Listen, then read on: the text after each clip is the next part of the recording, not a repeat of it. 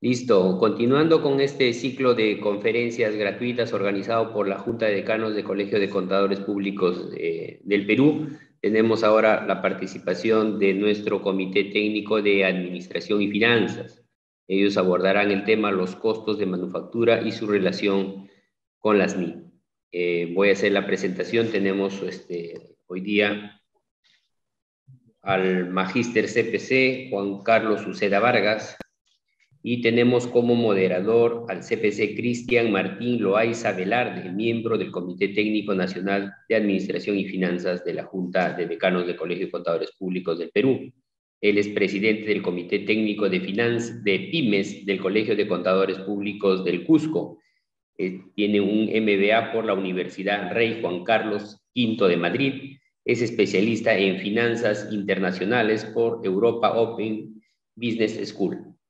Adelante, estimado Cristian. Gracias por la presentación. Agradecer a la Junta de Decanos del Colegio de Contadores Públicos del Perú. Seguramente estamos haciendo, sin duda alguna, un gran trabajo en el tema de las capacitaciones. Saludar a todos los profesionales contadores de nuestro país, que bueno, esta profesión es larga, amplia, así que hay que seguir mejorando y generando ventaja dentro de las empresas, que eso es lo más importante. Hoy tenemos un ponente realmente de una talla internacional. Está con nosotros el magíster CPC Juan Carlos Uceda Vargas. Bueno, voy a hablar un poquito de la trayectoria de nuestro expositor. Él es contador público colegiado con grado de maestro en Administración y Finanzas y estudios de doctorado en Ciencias Contables y Empresariales de la Universidad Nacional Mayor de San Marcos. Él es expresidente del Comité Técnico Nacional de NIP y exsecretario de la Comisión Nacional de Certificación y Recertificación Profesional de la Junta de Decanos. Es miembro adherente individual de la AIC y ha sido miembro del Comité Técnico Funcional de Tributación del Colegio de Contadores Públicos del Cusco. Bueno, sin más, con nosotros el magíster CPC Juan Carlos Uceda Vargas. Muchísimas gracias por estar con nosotros. Muchas gracias, Cristian. Muy buenas noches a todos los colegas que nos siguen en esta programación de charlas, de webinars con motivo justamente de la celebración de la Semana del Contador Público, que es motivo para poder, como tú bien mencionabas, compartir conocimientos, hacer sinergias, compartir experiencias, pero sobre todo, todo con un objetivo, ¿no? Prepararnos cada día más para poder afrontar los retos que la sociedad y el mundo de los negocios, pues, cada vez ponen al profesional en esta carrera tan apasionante como es la contabilidad.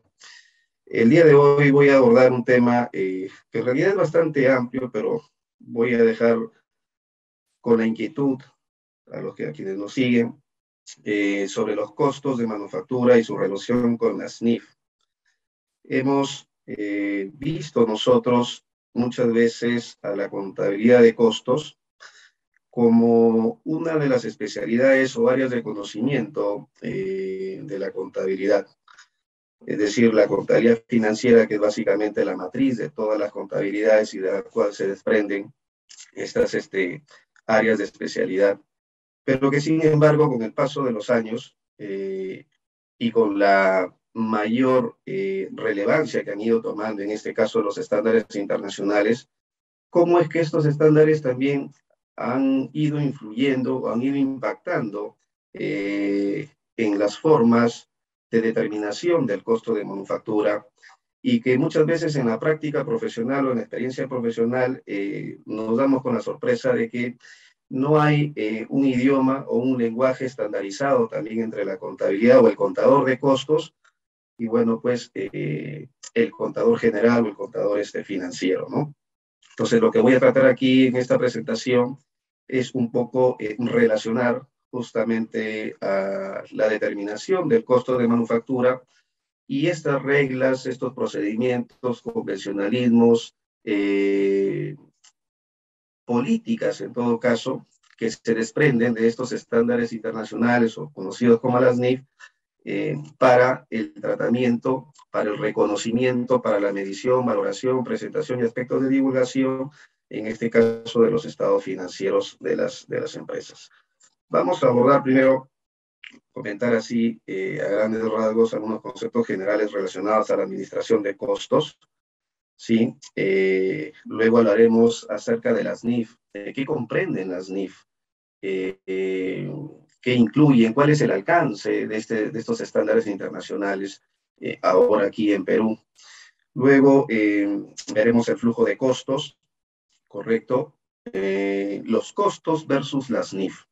Y justamente en los costos versus las NIF vamos a poder un poco interrelacionar al costo de manufactura con aquellas normas contables que inciden de manera directa justamente en la determinación de dicho costo de manufactura.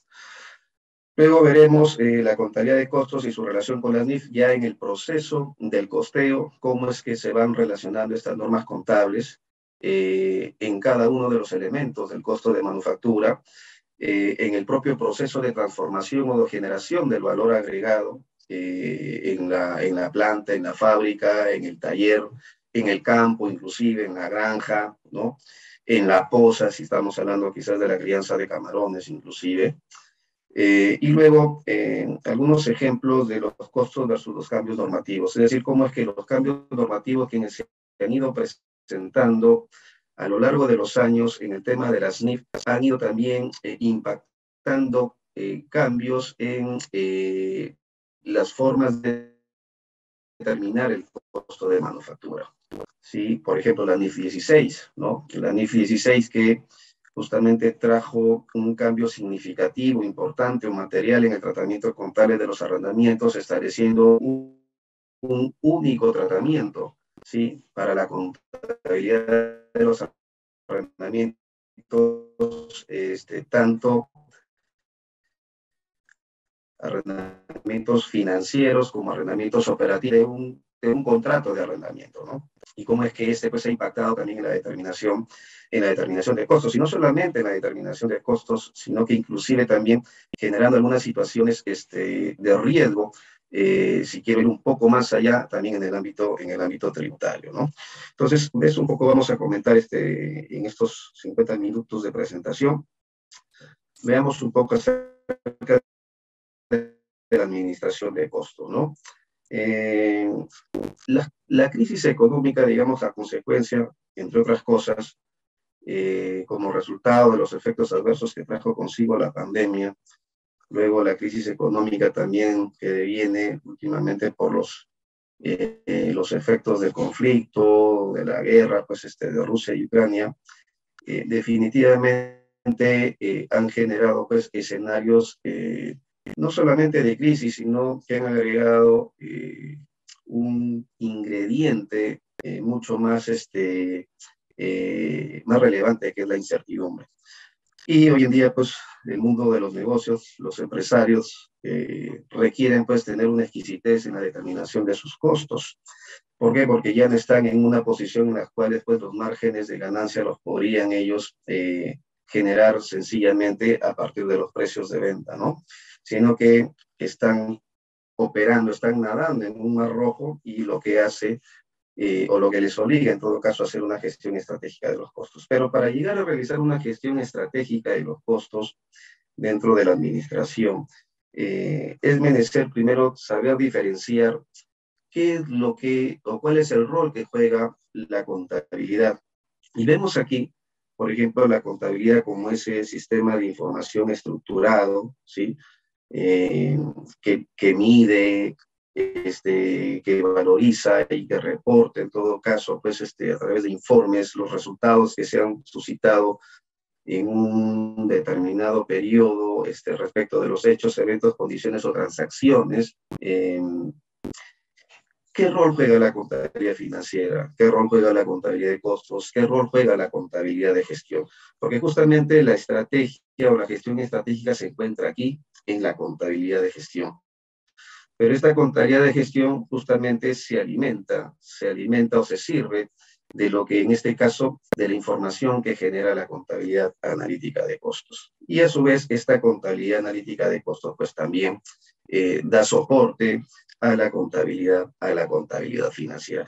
Esto es muy importante tenerlo presente, porque a veces se confunde se confunde o no se le da la relevancia al rol que juega cada una de estas áreas de conocimiento de la contabilidad, ¿no? Entonces, solamente para recordar rápidamente, la contabilidad financiera, nosotros sabemos pues que está orientada a satisfacer las necesidades de información de una amplia gama de usuarios, ¿no? Y está orientada justamente a usuarios externos, y ahí que el marco conceptual para la preparación de la información financiera pues señala que esta información es para propósitos generales, ¿no? Otro aspecto característica de la contabilidad financiera es que está sujeta o está limitada, digamos, en su actuar justamente a este marco normativo contable conocido como las NIF, ¿sí? O en su defecto todavía aquellas empresas que no lograron realizar su proyecto de convergencia a los estándares internacionales, pues las prácticas locales, ¿no? Las prácticas locales, algunos le denominan los principios de contabilidad generalmente aceptados, o sencillamente es una contabilidad pues dentro del marco de la aplicación de normas o criterios tributarios, ¿no? La contabilidad financiera también pues, se caracteriza por registrar hechos que han ocurrido. No siempre se la vincula a la historia, al pasado, pero que finalmente las transacciones las presenta como una sola entidad, ¿no? Situación que no ocurre con el otro lado, que es la contabilidad de gestión, ¿no? Esta contabilidad de gestión que sirve básicamente para las decisiones estratégicas, ¿no? Cuando hablamos de decisiones estratégicas estamos hablando ya, digamos, de procesos que están orientados pues al cambio de la estructura de una organización, ¿no? Por ejemplo, procesos vinculados a un área de infraestructura, a un área de tecnologías de la información. No hablamos dentro de TI a un servicio de soporte al usuario, no estamos hablando pues de áreas de TI que se encargan pues del proceso de transformación digital de la compañía, que gestionan los centros de almacenamiento de datos y otras cosas, ¿no? Entonces, va mucho más allá esta contabilidad de gestión, no se circunscribe a las prácticas o estándares internacionales como son las NIF, y está orientada pues siempre hacia el futuro, ¿no? Presenta la información no como una unidad o como una organización o como una empresa, sino pues de la forma que se ajuste a las necesidades del usuario de la información para el proceso de toma de decisiones. Entonces, y la contabilidad de costos justamente es la que nos ayuda, la que nos da el soporte, la que alimenta a ambas contabilidades, una para cumplir con el marco normativo legal vigente sobre la materia y la otra para poder soportar, asesorar el sano juicio de la administración dentro de un proceso de toma de decisiones. Entonces, de ahí la importancia justamente de los costos dentro de la organización para poder tener un desempeño mucho más competitivo, ¿no? En este mundo, digamos, tan agresivo de los negocios. ¿Y qué comprenden las NIF? ¿No? No voy a hablar mucho o a ahondar mucho respecto de las NIF, y digamos, sobre los organismos emisores, sino que básicamente voy a dar un concepto general, ¿no? Un concepto general que nos permita un poco adentrarnos y poder relacionar posteriormente justamente a la incidencia en la determinación del costo de la manufactura. Básicamente, nosotros sabemos que las NIF constituyen en buena cuenta el lenguaje global de los negocios. Esos son las NIF, es el lenguaje global de los negocios, ¿no? Estas NIF determinan lineamientos, establecen criterios justamente para aspectos de reconocimiento, aspectos de medición, presentación y divulgación de los hechos, condiciones o transacciones, digamos, que ocurren en la empresa para efectos de su presentación en los estados financieros.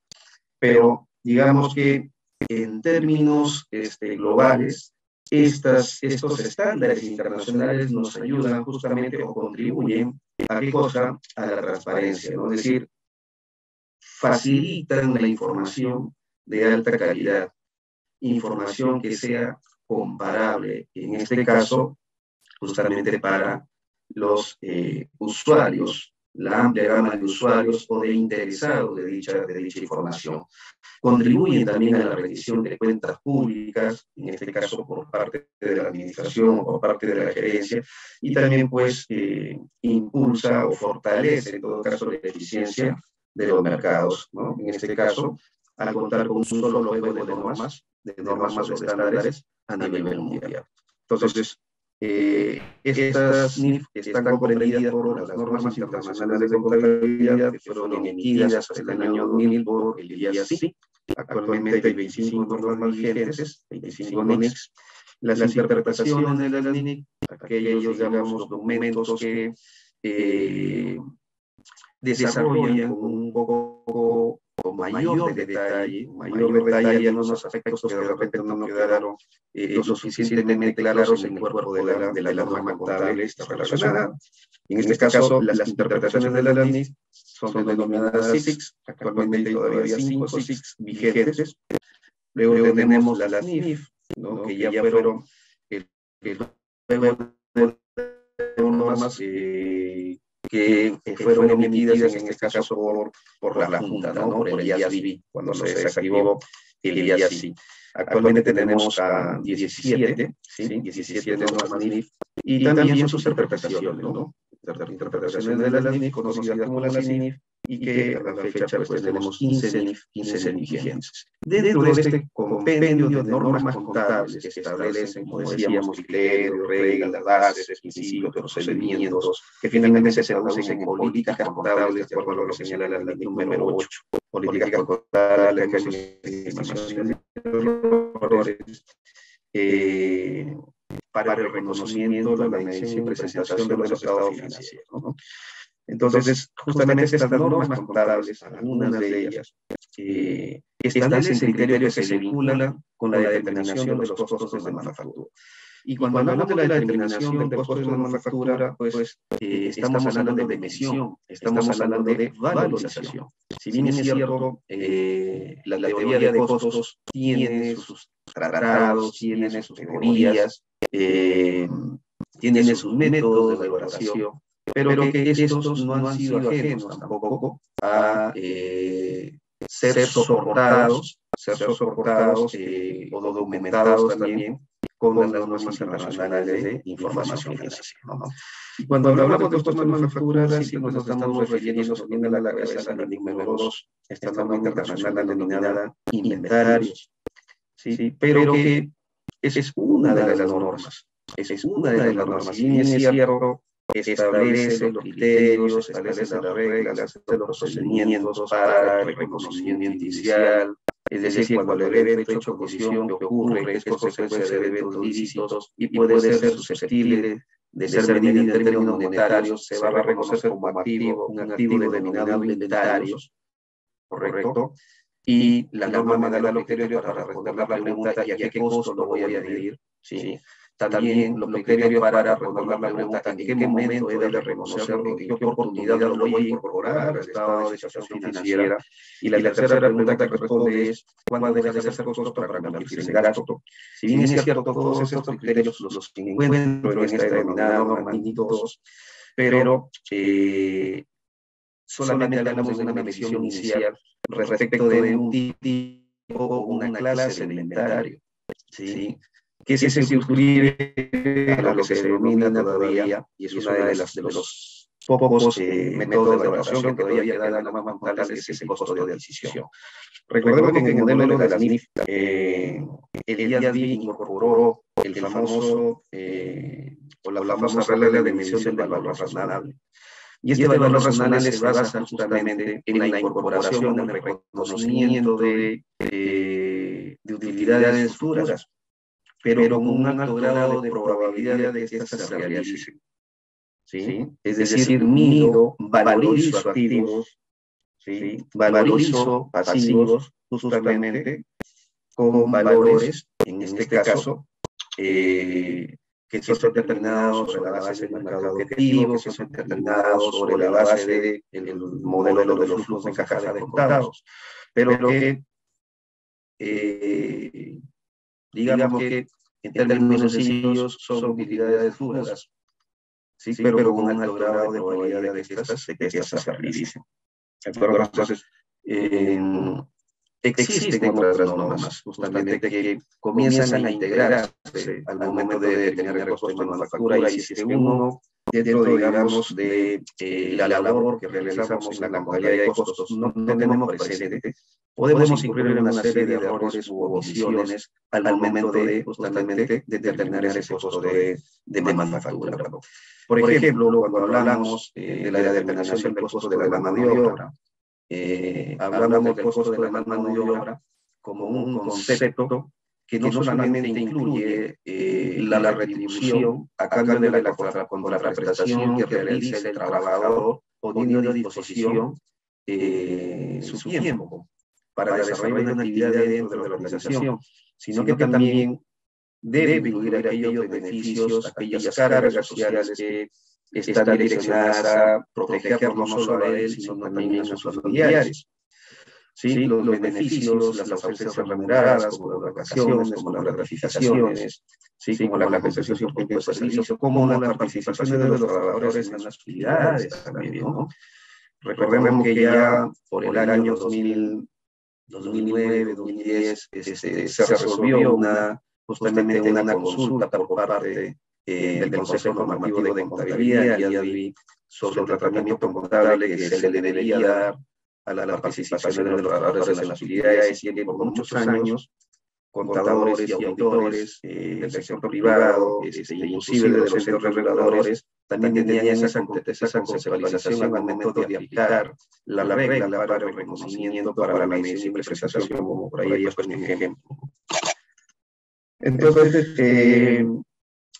estas NIF que establecen estas reglas, estos criterios de medición o valoración de activos, pasivos, patrimonio, ingresos, gastos, justamente los costos de manufactura están relacionados con, en primera instancia, con activos, ¿no?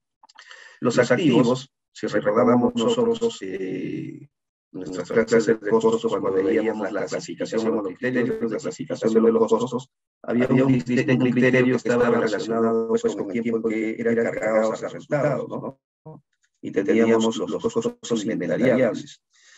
Y finalmente teníamos los costos del producto cuando dejaba de ser un costo inventariable al momento de producirse a la venta y se convertía en un gasto denominado costo de ventas. Entonces,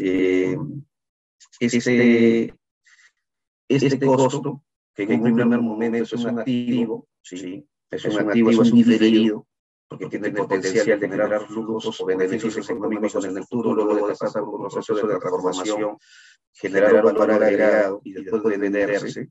Es un diferido, porque finalmente va a contribuir a generar un ingreso en el momento que se venda. Entonces, durante su paso por la empresa, justamente va a pasar por este denominado flujo de costos, ¿no? Por este flujo de costos.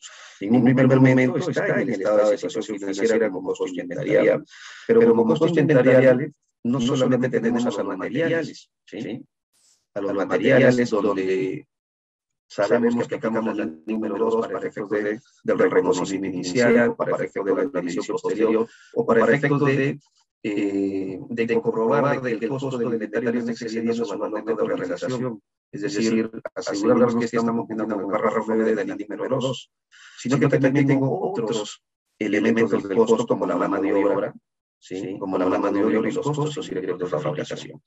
Entonces, esta mano de obra y estos costos indirectos de fabricación, en un primer momento se miden con otra norma contable, que no necesariamente es la número 2, sino que, por ejemplo, será la 19, en el caso de la mano de obra. ¿Correcto? Por otro lado, los costos indirectos de fabricación habrá otras normas contables. ¿Sí? Dependiendo si es una planta, dependiendo si es un taller, dependiendo si es una fábrica, si es el campo, voy a tener activos, ¿sí?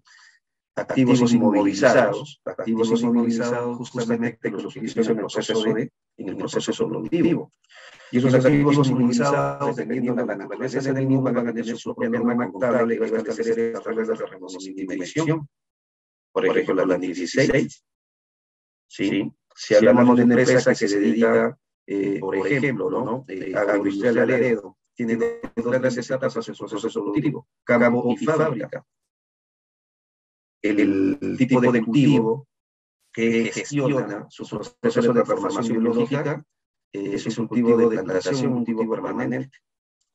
Por lo tanto, no aplica la NI 41, aplica la NI 16 porque esa plantación se le denomina planta productora y sale del ámbito de la NI 41 y tiene que aplicar las reglas, ¿sí?, de reconocimiento y medición que están establecidos en la NI 16, propiedades, planta y equipo, ¿no? Entonces, o de repente una empresa que no tiene local propio y alquile local, ¿sí?, mediante un contrato de arrendamiento. La empresa como arrendataria tiene derecho a elegir el uso del activo. Entonces, antes la empresa lo que incorporaba al proceso de manufactura, es decir, para determinar el costo de manufactura era la renta de alquiler, sobre la base, ¿sí?, una base lineal por el plazo del contrato. Sin embargo, cuando entró en vigencia en enero de 2019, la NI 16 cambió la métrica, cambió la naturaleza del costo. Ya no es una renta de alquiler, sino que ahora tiene que incorporar a costos de manufactura la depreciación del activo por derecho de uso que en virtud de lo establecido en la NI 16, ¿sí?, ha tenido que reconocer la empresa. O de repente la empresa es una empresa avícola, tiene una línea de ponedoras. ¿Sí? Y al tener línea de ponedoras, es decir, gestiona el proceso de transformación biológica de las gallinas, desde la compra como pollita de bebés, gestiona el proceso de transformación biológica de lo que se denomina una etapa de levante, y una vez que pone el primer huevo se convierte en una gallina adulta y pasa a una etapa de postura. Ahora de aplicar la NI 41 hasta determinado punto en el tiempo. Luego, cuando ponen los huevos se cosechan, ¿sí?, y hay que seleccionarlos, hay que embalarlos, tendrá que aplicar la número 2. Entonces, fíjense cómo se van integrando una serie de normas contables, que muchas veces por la práctica, ¿sí?, por la práctica diaria la dejamos de lado, pero al dejarla de lado, vuelvo a repetir, nos ponemos el riesgo de omitir, ¿sí?, de omitir de repente algún tratamiento contable establecido en el marco normativo relacionado, ¿no? Entonces, el costo de manufactura incluye todos los desembolsos que están relacionados, ya sea directamente o que son necesarios para obtener una unidad a producir, ¿no? Entonces, tendré pues el consumo de materiales, la mano de obra directa que empleo en el proceso de manufactura, los costos indirectos de fábrica también que se incorporan justamente este proceso de manufactura. Esto va a dar como resultado el costo de producción más el inventario inicial que quedó en proceso de transformación o proceso de manufactura expresado por porcentaje de grado de avance de terminación. ¿Sí? Eso me da como resultado el costo de los artículos procesados.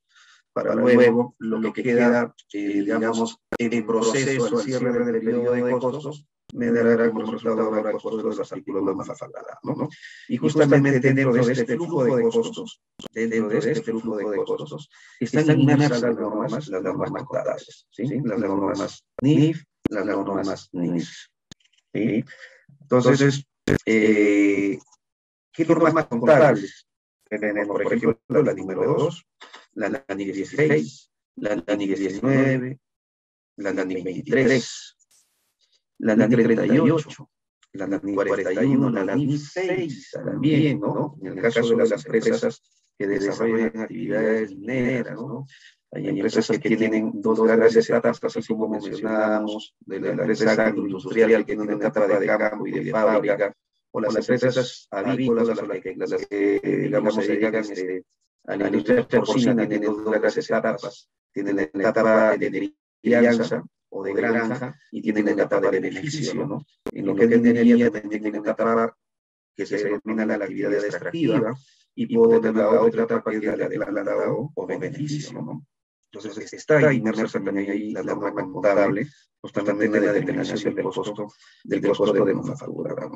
Entonces, bueno, aquí un poco comentarles algunos criterios, ¿no? Porque por razones de tiempo es un poco complicado desarrollar en detalle cada una de las normas, pero lo cierto es que decíamos que esta NIC número 2 es, digamos, la norma primordial en la determinación de costos de manufactura. En cuanto a los criterios de reconocimiento inicial, ¿sí? Los criterios de medición de cierre, costo, valor de realización, cual sea menor, en cuanto a las técnicas o los métodos de valoración de los inventarios también, ¿sí? Métodos de primeras entradas, primeras salidas, costos promedio, ponderado, costo estándar al detalle, correcto.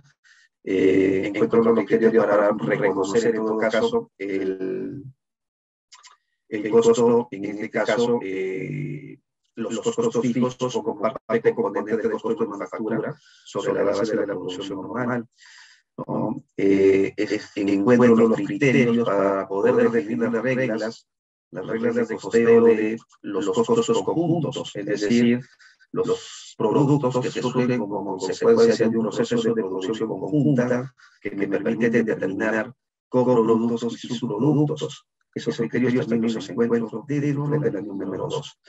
Pero la medición o valoración de cada uno de los elementos del costo no necesariamente van a estar contenidos en esta número 2, ¿no? Como decía, en esta NIC 16 encontramos los criterios de reconocimiento, medición y también aspectos de presentación y divulgación relacionados a los activos inmovilizados, ¿no? Y básicamente el uso del activo inmovilizado en la producción justamente se incorpora a través de la depreciación, ¿sí? A través de la depreciación. Entonces, en la 16 encuentro los criterios para el reconocimiento inicial, del mismo modo, costo de adquisición, sea en el mercado local o sea en el mercado del exterior, ¿no? Inclusive, la NIC 16 establece las dos bases de medición posterior de los activos inmovilizados, que es costo con depreciación y deterioro de valor o modelo de valor razonable, es decir, a valores renovados. Y esa depreciación se va a incorporar dentro de los costos de manufactura, según las bases de estimación de la misma, ¿no? Ya sea el tiempo o ya sea el trabajo, ¿de acuerdo? Los criterios para poder establecer los valores residuales que se van a deducir del costo de decisión a efectos de poder estimar la depreciación e incorporarla a los costos de manufactura. Por otro lado, en la 19 mencionábamos justamente el costo de la mano de obra, ¿no? He visto en algunos clientes, en algunos lugares donde a veces no se observa lo que señala la 19 respecto del reconocimiento de los beneficios que el trabajador va, digamos, va generando, va ganando, o visto del lado de la compañía, ¿no? Las obligaciones que vaya devengando en favor del trabajador, independientemente de la fecha que se vayan a liquidar. En el caso de la NIC 23, mencionamos o la relación, en este caso la vinculación de esta NIC 23 con la determinación de costos de manufactura, se da por el lado de aquellos activos, ¿sí? Denominados activos aptos, ¿no? Recordemos que la NIC 23, costos de financiamiento, establece el tratamiento contable de los costos por préstamos, ¿sí? Y lo que nos dice la NIC 23 es que los intereses, ¿no? O los costos por préstamos que devengan de financiamientos que han sido destinados para la construcción, fabricación, preparación de activos denominados activos aptos. Para estos activos aptos los definen como aquellos cuyo tiempo de determinación, de preparación o de fabricación es importante. Cuando el préstamo ha sido destinado para ello, los intereses se tienen que capitalizar, ¿no? Y al capitalizar esos intereses, ¿de acuerdo? Van a pasar a formar parte del costo de manufactura, ¿no? Por ejemplo, si es que hemos financiado de repente la construcción de una planta, y esa construcción de la planta, obviamente, que ha sido financiada de intereses, esos intereses se van a capitalizar y vía depreciación, ya a través de la NIC 16, pasarán a incorporarse al costo de manufactura. ¿De acuerdo? Y aquí la misma norma 23 nos da señala también de que dentro de la categoría de activos denominados inventarios podemos encontrar también activos denominados activos aptos, ¿no? De tal manera que sí hay una relación entre la ley 23 y la determinación del costo de la manufactura. La ley 38, bueno, que establece el portal de los activos que carecen de sustancia física, no lo puedes tocar, no lo puedes ver, no lo puedes oler, pero que sin embargo justamente tienen la capacidad de generar beneficios económicos durante más de un periodo y el costo puede ser medido con suficiente fiabilidad, ¿no? Puede resultar el caso de los software que puedo tener vinculados a los procesos de desarrollo dentro de la planta, ¿sí? Cuya amortización tendrá que imputarse, en este caso, dentro del agrupamiento de los costos indirectos a través de una base financiera o no financiera hacia el costo de manufactura. En este caso lo conocemos en calidad de costo como el objeto de costos. Bueno, la NIF 41, la NIF 6 hemos comentado un poco, la NIF 16 también. Voy a ir comentando un poquito más de las normas más adelante.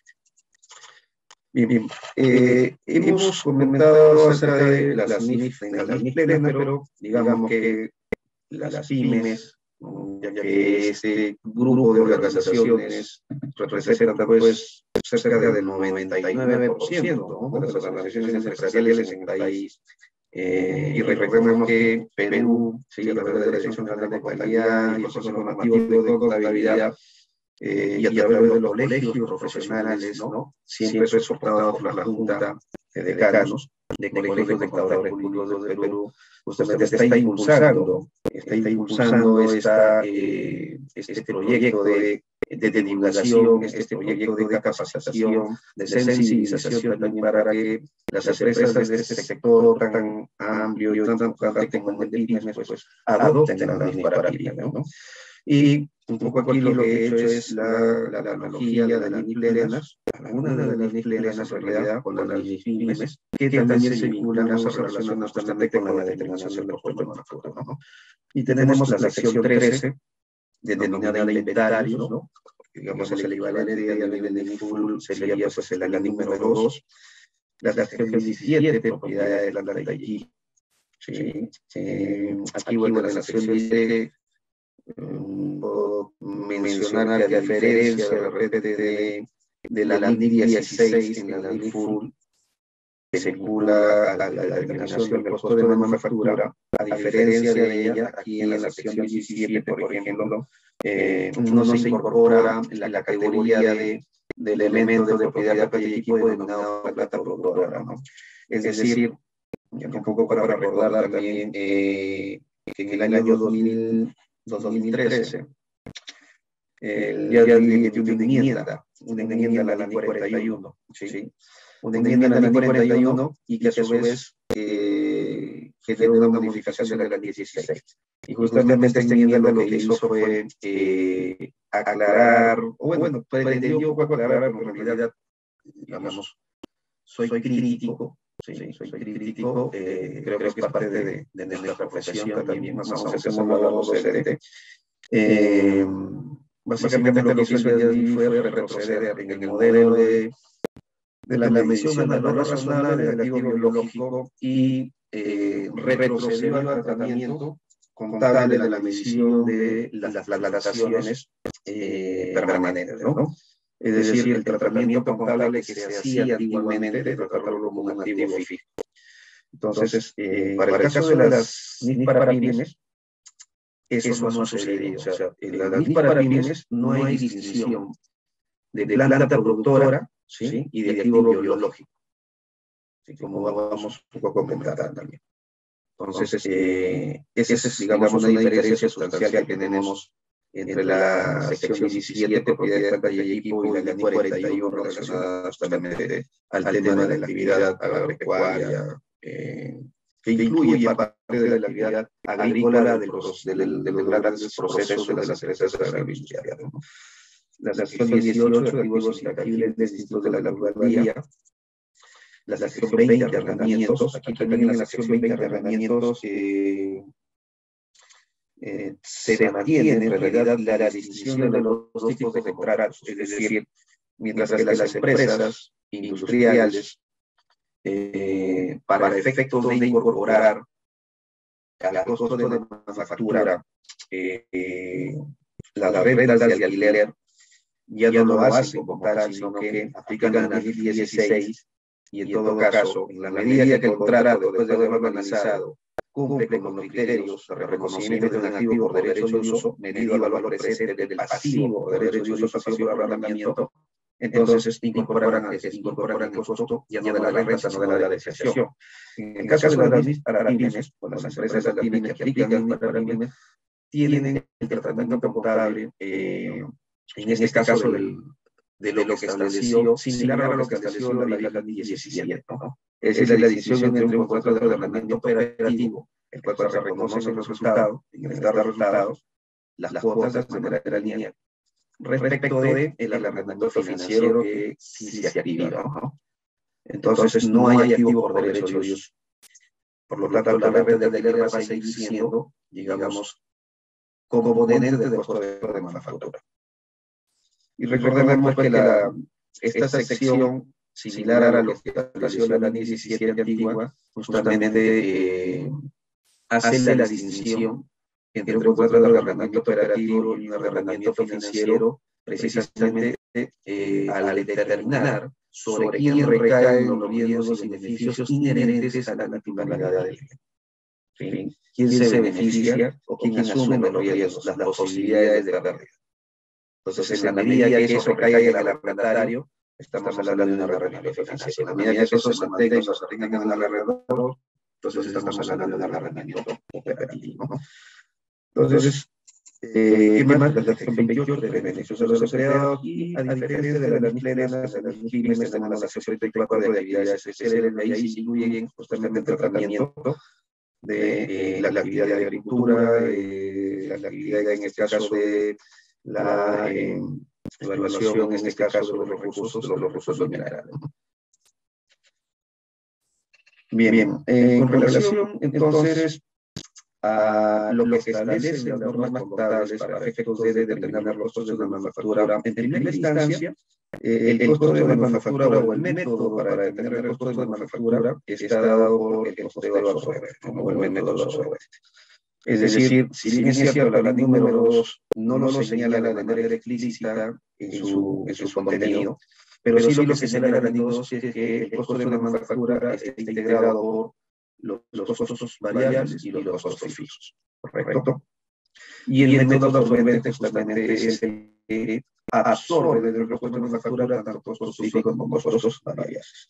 Mientras que el método directo variable, que es un método más que todo gerencial, utilizado en contabilidad de gestión, ¿sí? En contabilidad de gestión, justamente lo que hace es excluir a los costos fijos del costo de la manufactura, porque es de un tratamiento como si fueran estos gastos del periodo.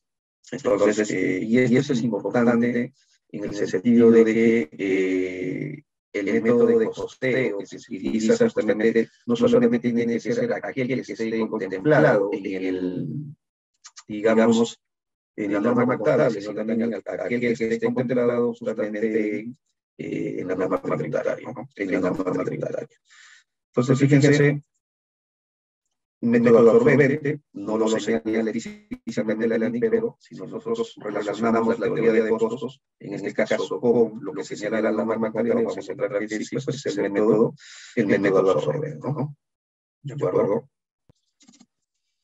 Ahora, la teoría de costos establece sistemas de acumulación de costos para la determinación del costo de manufactura. Tenemos los sistemas de acumulación de costos por órdenes de producción, o también denominado por órdenes de trabajo, ¿sí? Otros lo denominan órdenes específicas. ¿Sí? Tenemos otro sistema de acumulación de costos, que es el sistema de acumulación de costos por procesos también, que básicamente va a depender del tipo de industria, ¿sí? Del tipo de producción que tenga la empresa para que ésta decida qué sistema de acumulación de costos va a adoptar. ¿Correcto? Si la producción es heterogénea y nace parte del pedido de un cliente, ¿sí? Entonces eso ya habla de un sistema de costos por órdenes de trabajo. Pero si mi sistema de producción es continuo, ¿sí? Produzco para estoquear, ¿correcto? Entonces voy a adoptar un sistema de acumulación de costos por procesos. Pero además de los métodos de costeo, a través de los sistemas de acumulación de costos, también tengo los sistemas de costeo, ¿no? Y en los sistemas de costeo justamente ahí están los tres sistemas, uno que es el costeo real, ¿sí? El otro que es el costeo normal y el costeo estándar, ¿no? Entonces, en el costeo real, nosotros sabemos que los costos que en este caso se calculan o se determinan, se hacen una vez que se haya terminado la producción, ¿sí? Es decir, en base a los sistemas de acumulación que acabo de mencionar, los costos normales, a diferencia de los costos reales, ¿no? Si esto se calcula una vez que concluye el proceso de manufactura, pero se calcula utilizando tasas predeterminadas. Y el costo estándar, que básicamente es el costo técnico y científicamente probado, es el costo que debe ser, ¿no? Es el costo que se espera que sea, y que sirve como medida de eficiencia, ¿no? De eficiencia para determinar justamente qué tal hemos sido, o qué tan eficientes hemos sido justamente en el uso de los materiales, en el uso de la mano de obra, o en el uso de los gastos indirectos de fábrica, ¿sí? Tanto a nivel de cantidad como a nivel de precios. Estos sistemas de costeo están contemplados, ¿no? Están contemplados dentro de la landing número 2.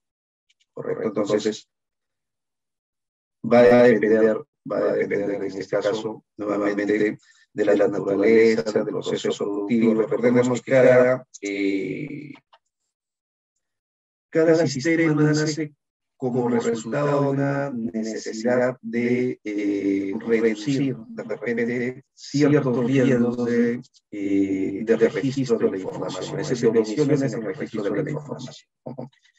Las tasas predeterminadas justamente surgen como consecuencia a veces de no poder determinar justamente los costos indirectos de fábrica, ya que estos requieren todavía, a diferencia de los costos variables directos que se imputan a la relación con base a un documento, estos requieren de bases de asignación, estos requieren de bases de difusión o de mapeo, que pueden ser, creo que lo mencioné al inicio, financieras y no financieras, ¿no? Y que va a depender del causante del costo indirecto para poder establecer si adopto una base financiera o una base no financiera.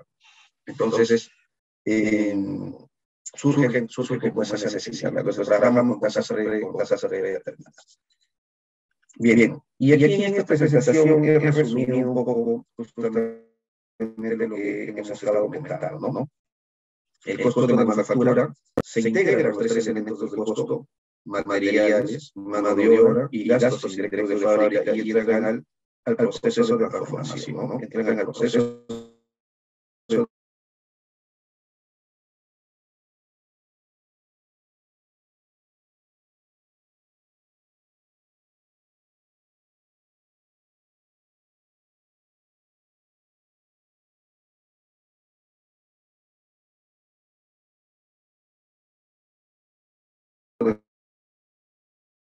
su paso, en este caso, por la empresa, de los inventarios, ya sea en su estado de materiales, ya sea en su estado de producto en proceso, o inclusive cuando es producto, cuando el producto está terminado, ¿no? Luego, en el caso de la mano de obra, la NANI 19, ¿no? La NANI 19, mencionábamos la necesidad de tener claro que el costo de la mano de obra no solamente está limitado a aquellos conceptos que constituyen remuneración que se debe que se paga dentro del periodo, dentro del mes, sino también todas aquellas ausencias remuneradas de beneficios sociales del trabajador, e inclusive de las participaciones de los trabajadores en las utilidades, aún cuando estas participaciones requieren pues un esfuerzo, un trabajo adicional, que es el planeamiento tributario. Y luego, a nivel de gastos directos de fábrica, voy a encontrar las materias primas indirectas, mano de obra directa, gastos generales. Nuevamente voy a tener a la número 2, la NANI 16, ¿sí? Para el caso de las depreciaciones mencionábamos, ¿sí? Los mantenimientos también, aquellos mantenimientos o servicios de mantenimiento que justamente permiten que la planta permite que la maquinaria, permite que los equipos puedan operar de manera óptima, ¿sí? Durante un tiempo determinado, pero que por su naturaleza del desembolso no se pueden activar como un elemento de propiedad de equipo, sino que por una correlación de costos, de ingresos, costos y gastos, voy a tener que diferir. No voy a tener que diferir. Y lo voy a ir imputando, lo voy a ir devengando durante el tiempo que tome hasta llegar al próximo mantenimiento, ¿no? Hasta que nos tome llegar al siguiente mantenimiento. Entonces aquí estamos hablando de aquellas organizaciones, aquellas empresas que programan los mantenimientos sobre la base de sus planes de mantenimientos preventivos, sus mantenimientos preventivos, ¿no? La NIT 38 también estará presente dentro de los gastos directos de fábrica a través de las amortizaciones. ¿Sí? La NIT 16, nuevamente, ¿no? A través de las depreciaciones de los activos por derecho de uso, que puede ser máquinas, que puede ser el propio local de la planta, ¿sí? El propio local de la planta, cuya depreciación va a tener que ser imputada como costo indirecto dentro del costo de manufactura. ¿Sí? Aquí, bueno, un poco retomando el tema de la norma 2, recordemos que vamos a utilizar métodos de evaluación de inventario para el caso de la evaluación de los movimientos de salida de los inventarios, ¿no? Aquellos que están contemplados dentro de la número 2. Si el inventario, decíamos, constituía un costo o un activo apto, pues voy a tener que aplicar la ley 23, ¿sí? Si el inventario es un activo apto, entonces voy a tener que capitalizar los costos de financiamiento que deben los préstamos orientados justamente a la operación o fabricación del activo apto. Y si no, tendré que reconocerlos en el estado de los resultados. Ahora bien, aquí hay que tener en cuenta también de que no se trata de capitalizar por capitalizar, no es el deporte de capitalizar, sino que siempre tengo que ir midiendo, ¿sí? Debo ir midiendo, en todo caso, de que se cumpla la regla establecida en el párrafo 9 de la ley 2. Es decir, que el costo no esté excediendo su valor de realización. Costo más interés que no exceda al valor de realización. ¿De acuerdo?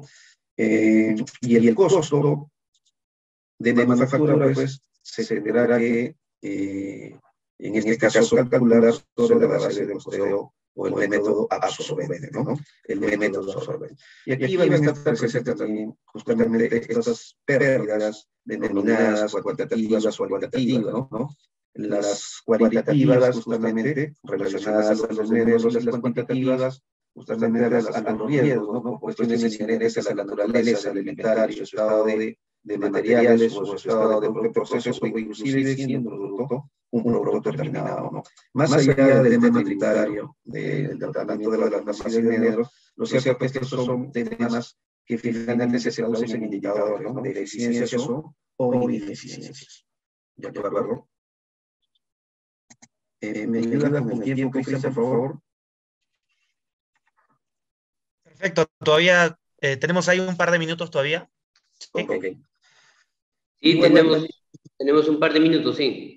Sí, ok. El caso de los subproductos y los coproductos, también los métodos de evaluación de los coproductos y subproductos sobre la base de la medición física o sobre la base del valor relativo de beta, ¿no? Entonces, fíjense cómo que se van integrando las normas corporales. Y aquí justamente les hablaba sobre el tema de la merma, ¿no? Los dos tipos de merma, la merma normal, aquella ya está dentro del índice señalado, que se documenta en el famoso estudio técnico de merma, más allá, vuelvo a repetir, del tema tributario y su sistema de necesidad de control, ¿no? De eficiencias. Y también de, justamente, cubrir los riesgos de fuga que pueden haber también en los inventarios. La merma normal, aquello que está fuera del rango, ¿sí? Aquello que está fuera del rango que definitivamente afecta el estado de los resultados inmediatamente cuando esta se acelera, ¿no? Por el lado de los negros, ya mencionábamos también, aún cuando la norma 2 no lo denomina como tal, no precisa este tipo de pérdida, ¿no? Sino que lo enmarca dentro del valor de realización, pero aquí estamos hablando ya de una pérdida cualitativa, ¿no? Es decir, una pérdida donde interviene la mano del hombre. Y aquí hay algunos ejemplos de los costos de los cálculos normativos. Mencionábamos la participación de los trabajadores a propósito de cuando hubo ese cambio de tratamiento, donde antes las participaciones simplemente eran un componente más de la ganancia o pérdida, generaban efecto de diferido, inclusive participaciones de trabajadores diferidos, ¿no?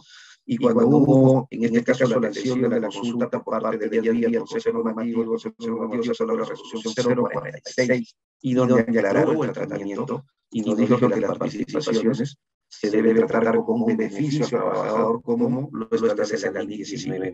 Y en ese sentido, las participaciones deberían formar parte del costo, ¿sí?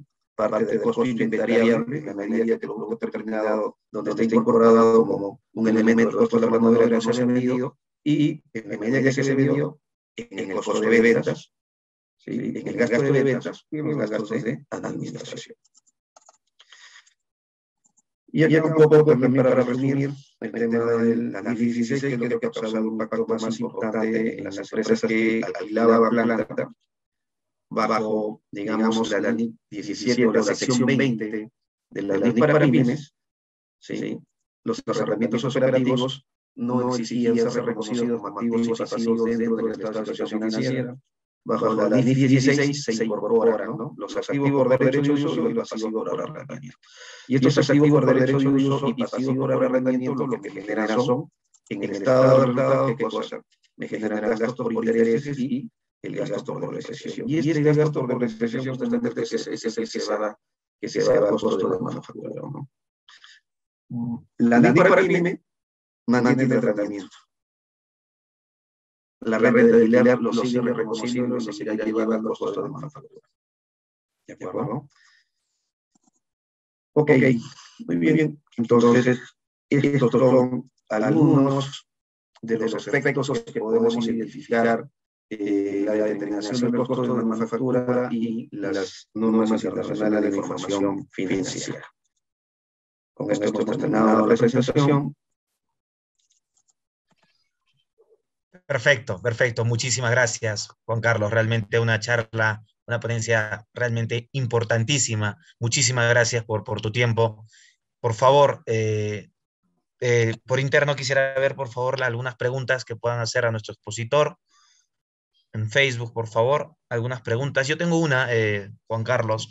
Nos mencionabas mucho la NIC 23 respecto a los costos por préstamos. No sé, de repente nos puedas ampliar un poco esta NIC y el procedimiento que viene desarrollando pues esta NIC, ¿no? No sé si nos puedes ampliar un poco, por favor.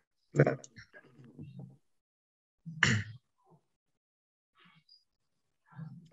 NIC 23.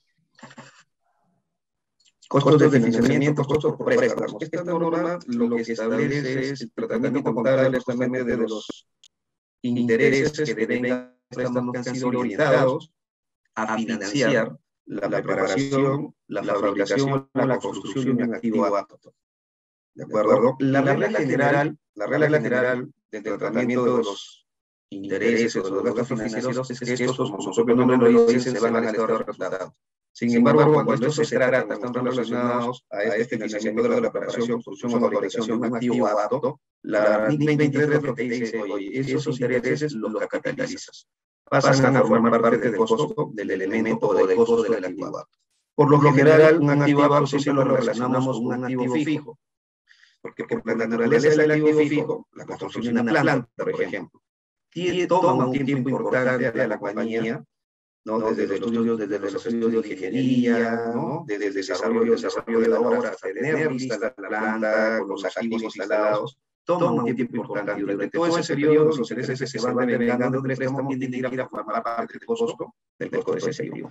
Sin embargo, dentro de la categoría de activos aptos también encontramos a los inventarios. Existen inventarios que cumplen con esa definición, ¿no? Por ejemplo, las empresas que se dedican a la producción de vinos, a la producción de whisky, la producción de queso parmesano, las empresas, digamos, que construyen departamentos y los venden, ¿no? Tienen inventarios denominados activos aptos, por lo tanto, si se han financiado la construcción, la preparación y fabricación, tienen que activarlos. Ahora bien, ya la norma te da algunos criterios relacionados a qué pasa cuando recibe los fondos del préstamo, has establecido tu programa de desembolsos en función, digamos, al programa de ejecución de obra, y de repente esto no se cumple, ¿no? Y como nosotros sabemos que hay un costo de oportunidad de dinero, entonces ya te desembolsó el banco y ese dinero de repente ya se hace un tipo de instrumento que te permita rentabilizar y neutralizar un poco el efecto del costo financiero, ¿no? Entonces, por ejemplo, ese efecto tiene que descontarse, ¿sí? Tiene que deducirse al momento de hacer la capitalización. O qué pasa cuando por alguna razón ajena a la empresa se suspende la obra, ¿no? Se suspende la capitalización, continúa la capitalización, entonces esas particularidades también ya la NIN 23 da los criterios para poder, digamos, tratar esas situaciones en particular, ¿no? Perfecto, perfecto, Juan Carlos. Muchísimas gracias. Bueno, por favor, todos nuestros colegas, ¿alguna pregunta para nuestro expositor? Bueno, creo que ha quedado clarísimo absolutamente todo. Juan Carlos, agradecerte nuevamente a nombre de la Junta de Decanos del Colegio de Contadores Públicos del Perú. Muchísimas gracias. Gracias por tomarte un espacio en seguramente una agenda recargada. Y bueno, felices nosotros de haberte escuchado y estar esta tarde junto contigo. Gracias, Cristian, gracias a la Junta de Decanos y un abrazo fraternal a todos los colegas en esta semana que celebramos pues, nuestra ley de profesionalización. Hasta otra oportunidad. Gracias, Juan Carlos. Gracias.